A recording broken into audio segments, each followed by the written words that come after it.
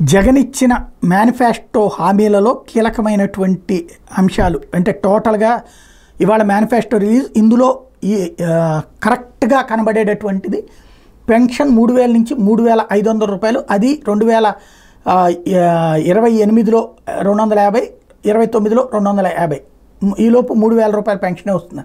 పక్కన చంద్రబాబు నాయుడు 4000 పెంచేసేసి ఇమ్మీడియట్గా అమలు చేస్తామని చెప్తున్నటువంటి వేళ జగన్ చెప్తున్నటువంటి లెక్క అది.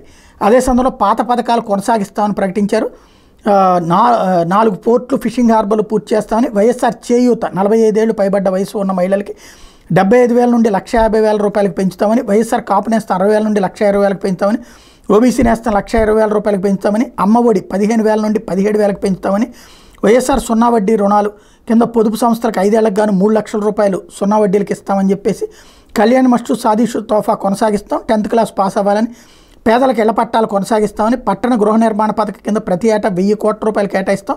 పట్టణాల్లో ఉండే మధ్యతరగతి ప్రజల కోసం 2 ఏళ్ళు 2,000 కోట్ల రూపాయలు ప్రకటిస్తామన్నారు, కేటాయిస్తామన్నారు. పెన్షన్ల పెంపు 3,500 రూపాయలు, జనవరి 2028లో 250 రూపాయలు, 2029లో 250 రూపాయలు పెంచుతామని. రైతు భరోసా 13,500 నుంచి 16,000 రూపాయలకి పెంచుతామని.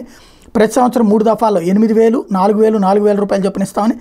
రైతులకు పంట రుణాలు కొనసాగుతాయని. వైఎస్ఆర్ బీమా కింద ఆత్మహత్యలు చేసుకున్న రైతు కుటుంబాలకు అండగా ఉంటామని. మత్స్యకార భరోసా, వాహనమిత్ర కొనసాగుతాయని ప్రకటించారు.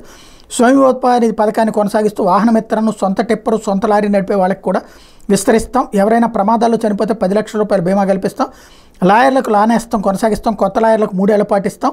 చేనేత నేస్తం కొనసాగిస్తాం, ఆప్కో బకాయిలు చెల్లించాము, ఈ దఫా కూడా కొనసాగిస్తాం. స్కిల్ హబ్బులు కొనసాగిస్తామని ప్రకటించారు.